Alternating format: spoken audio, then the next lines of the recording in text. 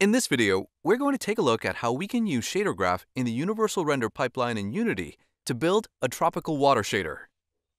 Let's start by adding a plane into our scene for our water. We're going to want to add waves to our water a little later, so it's important to use a plane with enough subdivisions to allow for vertex displacement. Because of this, we're using a custom plane with extra subdivisions here.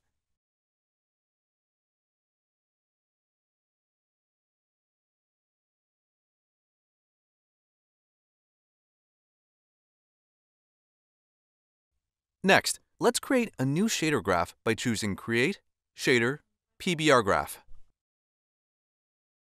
And let's also create a material from it by right-clicking on the shader and choosing Create, Material. Then let's assign the material to our plane here. Right now, the water is looking a little murky, so let's start by at least making our plane look a bit more like the water you'd expect to see on a tropical island like this.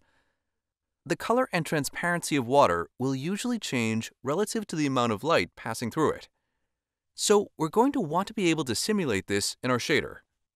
Water closer to our surface should be more transparent and brighter, whereas water further from the surface should be darker and more opaque.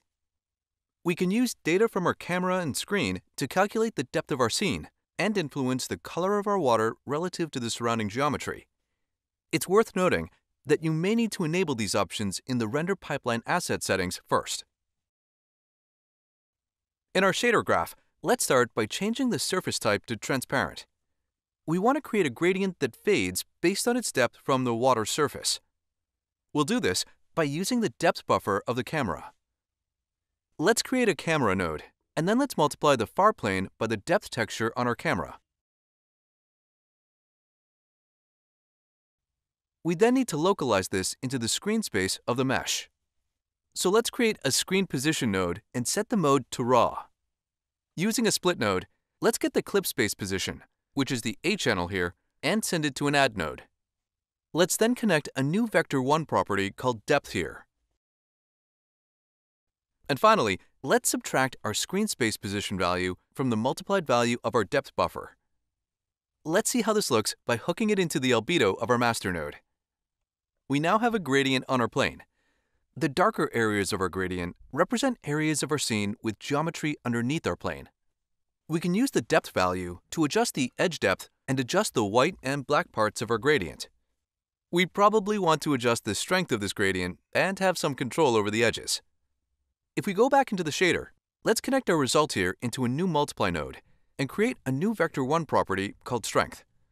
Let's also set this property as a slider and limit the value between 0 and 2.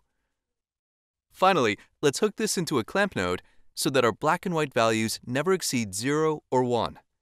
In a shader, black is typically represented by the float value 0 and white by 1, so we want to make sure that we clamp our values within that range to make sure we don't get any unexpected results.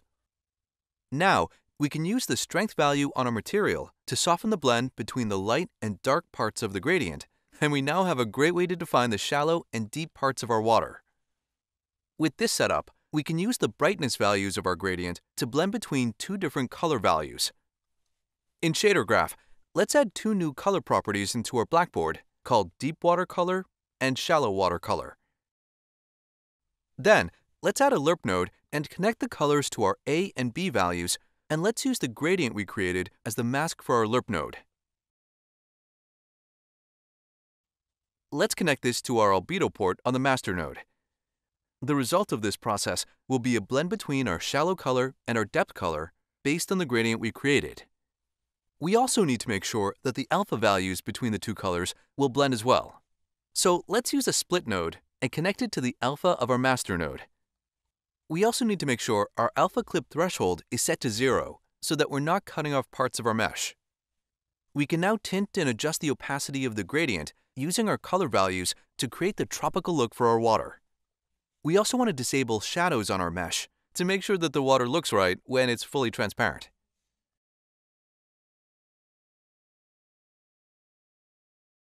So this is a pretty good start, but we could do with some more detail on the surface to make it look a bit more like water.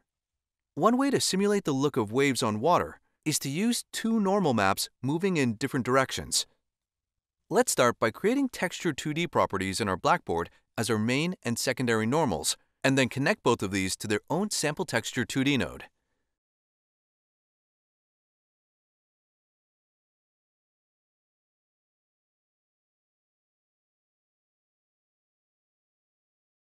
Then we'll add a tiling and offset node and set the tiling up to 100 on each of these, so that the texture fits nicely onto our large water plane.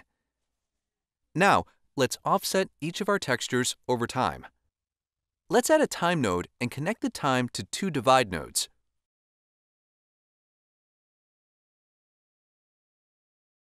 We want both of these to move slowly, so let's set our first to 50 and our second to -25 so that it moves in the opposite direction. Then let's add our two normals together and connect the output to our master node.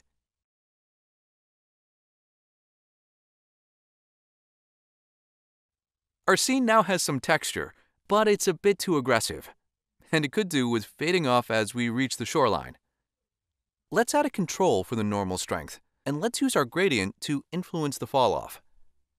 In our shader graph, let's add a normal strength node and connect our normal map. Let's add a URP node and create a vector 1 property in our blackboard called normal strength and connect it to the b value of our node.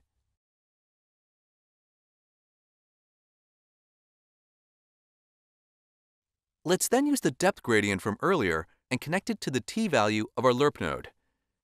Now we have a nice amount of texture on our water, and it looks a bit more dynamic. Water should be reflective, so let's also add a smoothness property to Blackboard and connect it to our master node.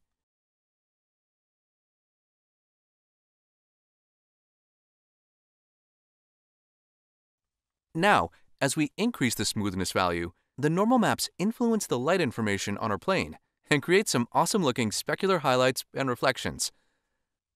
Next, let's look at how we can add some motion to the water. By passing noise over the UV of our texture, we can use the brightness values to offset the vertices of our water along the y-axis. Let's create a new position node and make sure that it's set to object space. Then, let's split out this node. Let's create a new vector 1 property called displacement. Let's also add a gradient noise node and set the scale to about 20. Then let's multiply them together. This is going to act as the mask for our vertex offset.